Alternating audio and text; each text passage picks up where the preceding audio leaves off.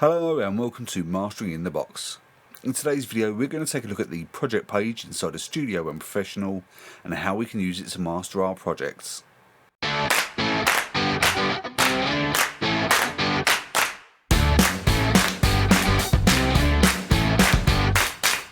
Hello and welcome to Mastering in the Box.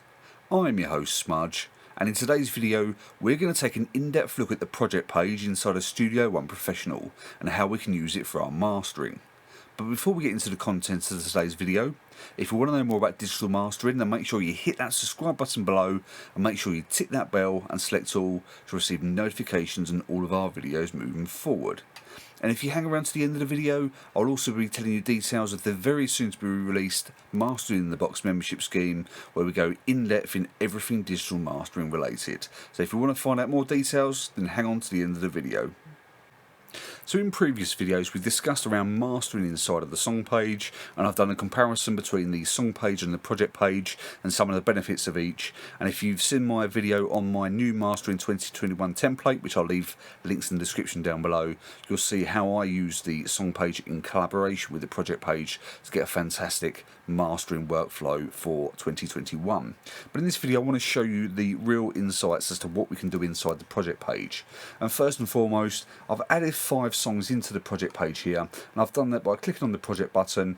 I've scrolled down to the import file and I've selected my files and clicked OK, and it's automatically added the tracks into the sequencer part of the project page at the bottom.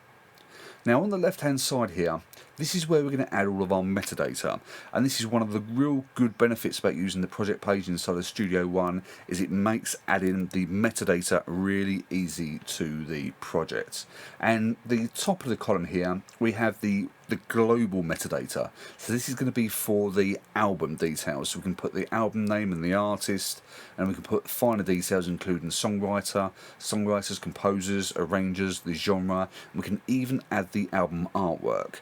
So if you're going to release this particular project and you want to do a CD run, or you want to do MP3 copies, then you need to do your metadata inside of the project page here, and it makes it really easy for you. One of the other things I like about this is you can then click on these individual drop down boxes here and you can add your individual track metadata. So if you wanted to add things like ISRC codes, so if you want to understand more about collecting royalties, then I'd recommend looking into ISRC codes, and you can add your individual ISRC codes into your individual tracks in this metadata section here. And if you want to release, say, a single from an EP or from an album, you can add individual artwork inside of the individual track metadata as well. So that's a really cool feature. So there's one final thing I want to show you here on the left hand side. One of the things that the project page really does well for us is it allows us to resequence the album or EP as we see fit. So if we want to change the track order, it's really easy to do. And all we do is we click on the individual song here and we can drag it. So if we want track 3 to go to track number 5, we literally click and drag. And if track number 4 wants to go to number 2, we click on number 4, drag it to number 2, and there we are, we've resequenced the song as we see fit, and it's a really cool handy feature inside of the project page. Next up we have the individual track processing, and what will happen here is if I select any of these individual tracks in this column on the left hand side, you'll see that this column then changes, because this is where we apply the individual track processing for all of our tracks. And it starts off with the loudness information, and this is a really cool feature because it gives us the loudness details pre and post effects. So for example, let's say that I want to add in the tri-comp onto the insert of track number 1. I can do that, great. Then what this is going to do, if we then update the loudness, it's then going to detect any changes that that particular plugin has done, and it's then going to update the post effects to give us the loudness after any processing from the plugin. So if we just take a look here, we've got those readings here, true peak at -2.6, post effects that goes to -2.4. So it's a really cool handy feature that also reflects any changes you do to the master insert, which I'll come on to in a second. But it's just a really good way to get a comparison as to what level difference there will be between any plugin processing that we apply. In this particular, say this column here, this is the insert per track. So if I then change the track, the individual insert will go and the plugin will go, because we're not applying this to all of the tracks, it's just the individual track we select.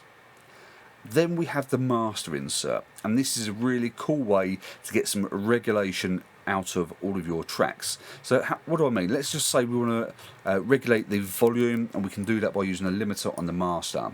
And what we can then do is look to get some more consistent volume between all 5 of our tracks. So we can then use some limiting on the master track, and if I apply it here, it will then apply it to every single song in the process. So it does not change when I change the song. So this is going to be the global master section, which we can apply any processing to all songs in our projects at that moment in time. And then last but not least, we have the post section here. And one of the great things I like about this is if you want to use a third-party loudness meter, for example, it's a great way to do it, because it's then going to read the loudness and give you that good analysis post insert on the individual track and post insert on the master. So say for instance, if I was to go into the vendor section and let's choose the trusty Julian loudness meter 2, I could put that in the post there, and it's then going to give us that loudness information post processing on the individual insert and on the master, which is a really cool feature to have. So let's now take a look at the project timeline, which is shown at the bottom of the screen here. And one of the things I like about this is as soon as we import the tracks into the project, it will automatically sequence them and put the pauses between each of the individual tracks, which is such a time saver, because it means you then don't have to go through and crop the individual waveforms and manually move them to create your own pauses. It does it all for you, which is just super handy. And let's just say, for example, here we've spoken to the client, we wasn't particularly happy with how this song, the instructions to this song was going, and we wanted to delete it. So what we could do is set the cursor here, we then right click, and we then want to split track and event at cursor, and it's going to split the track and event. We can then click on that and delete, and it's automatically moved the waveform back to the beginning of the track marker. One thing it has done here is it's taken the pause away, so if we then right click on the track again and click reset pause, then we've automatically reset the pause between track number 2 and track number 3, which is great. The other cool handy feature here is your fade-ins and fade-outs. So let's just say for this particular track we want to apply a fade-out. We can click at the top corner of the waveform and drag, and it's then going to set a linear fade-out for that particular song. But if I don't want a linear fade, that's fine. I can literally click this square and I can then move it down this way for an exponential fade-out, or move it this way for a more logarithmic fade-out. We can do that for intros and outros. Once again, it sets it as linear by default, but if we then click on that and we click on that track, we then click that square and we can then bend it to exponential or up to logarithmic. So it's a really handy way to add fade-ins and fade-outs to your tracks. So we've looked at the individual track processing and how we can apply processing to each individual track inside of our project. We've looked at how we can use the master to get some consistency across all of the tracks. We've even looked at the timeline and how we can look at track sequencing, how we can apply fade-ins, fade-outs, how we can trim clips, and how we can then put the pause back to a default 2 seconds. They're all great features, but let's take a look at the analysis side of things. And first we're going to take a look at the spectrometer at the top of the screen here. So if we start by playing a particular song, and as we can see, this is going to be in either octave mode, we can change it to 3rd octave, we can change it to 12ths, we can then look at the FFT mode, which is my particular favourite. We can then look at the FFT curve, and while we're on the FFT curve, I'm going to quickly show you this here. And if we wanted to get a particular snapshot of the say the spectrometer and look at the frequency, what's happening in the frequency range at a particular moment in time, we can use a hold function. And so with no hold, you can see it's an instantaneous change in the frequency bands here. But if we then change it to long, it basically puts a snapshot in time, so we can get a more analytical understanding as to what's happening in the frequency ranges at a particular moment in time, which is a really cool feature. But then if you want to go further and we want to look at it in waterfall mode, then you can get the waterfall mode here, or the sonogram, and it's going to give a different representation as to what you want. And finally we have the segments mode here, which is going to split it down into the individual segments for your decibels rating here as well. So it's going to give you your frequency across the bottom and your decibel range across the left hand side. So we're just going to go back to FFT here for a moment. I just want to quickly explain the range. So the range here is set from 0 dBs down to minus 144 dBs, and we can change the range. So if we want to look at just the from 0 to to minus 50 dBs, we can do that, and it's going to look at the, I say, more of the peak data rather than the body of the data as well. But it's minus 144 dB as standard, which is a great feature to have. So it's got a great spectrometer, it can give us a real good understanding as to what's going on with different frequencies at any moment in time, and it's a good feature inside of the project page. So now we looked at the spectrometer, let's take a look at the loudness meter or the level meter inside of the project page here. As you can see, this is going to be represented in this column of the particular page here itself. So if I play the track, and the first and foremost, the first reading is going to be your peak and RMS. So you can see here, it gives you your left and right stereo field peak data, and it gives you your RMS details in the middle here.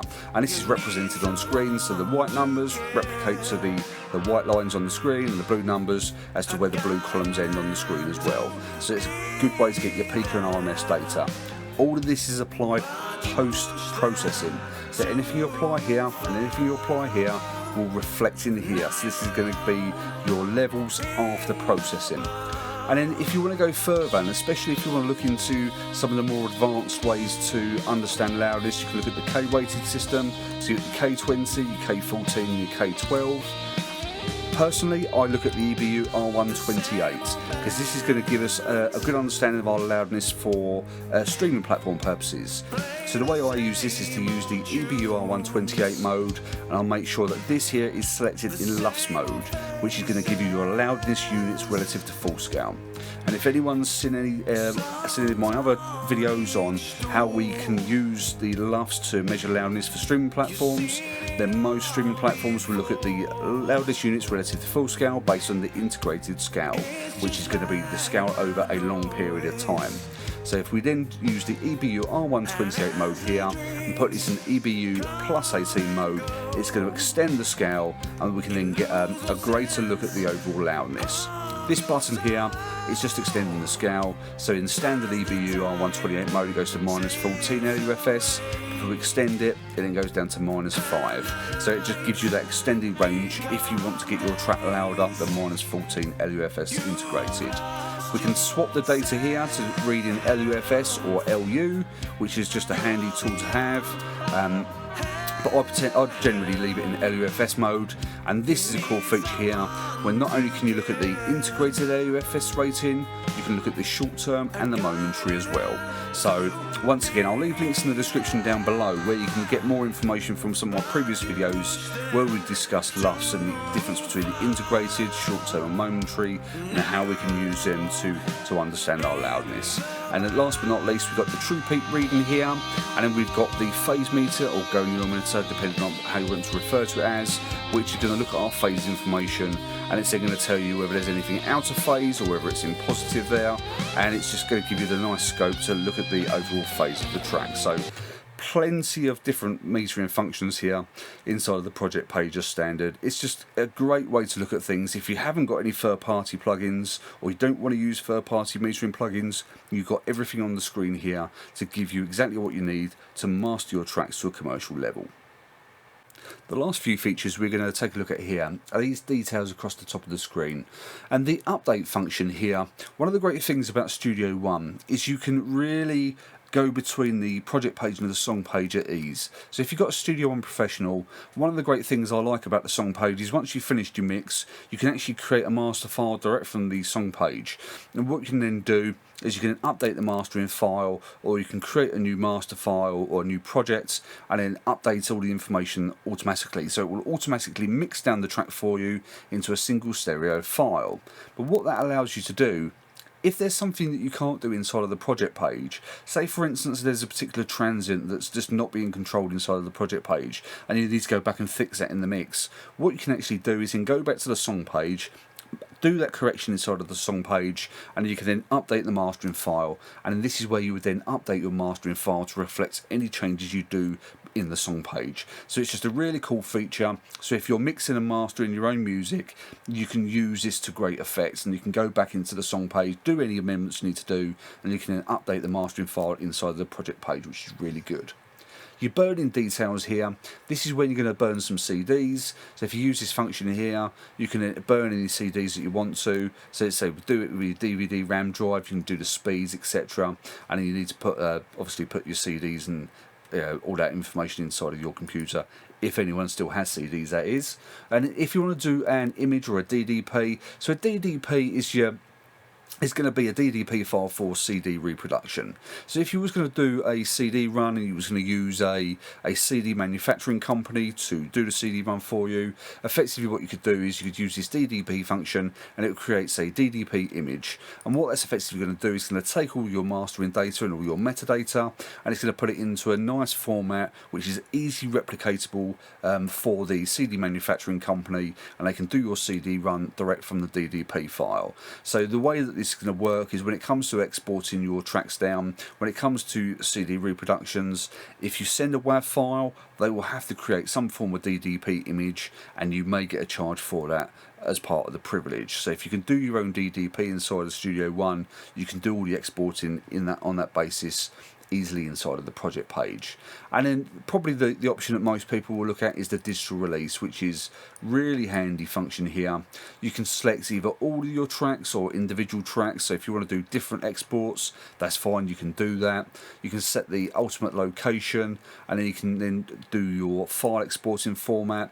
So obviously you've got your WAVs, your FLACs, AIFFs. If you want to go down the MP3 route, as I've discussed many times before, make sure your bitrate is at 320 kbps. It's the most high quality MP3, but I would still always recommend try and do it in FLAC, because it's going to be a higher quality file and it's going to be a smaller file format than a WAV. But for most people, you'd want to export it in WAV format. 16-bit 44.1 is generally going to be a good industry standard for CD replication. If you don't want to do a DDP and you want to send the WAV file, you can do it that way, and most streaming platforms or digital distribution companies will ask you to submit a 16-bit 44.1K file. So your WAV file in 16-bit 44.1 should be good for all things like your distro kids and your CD babies, etc, etc.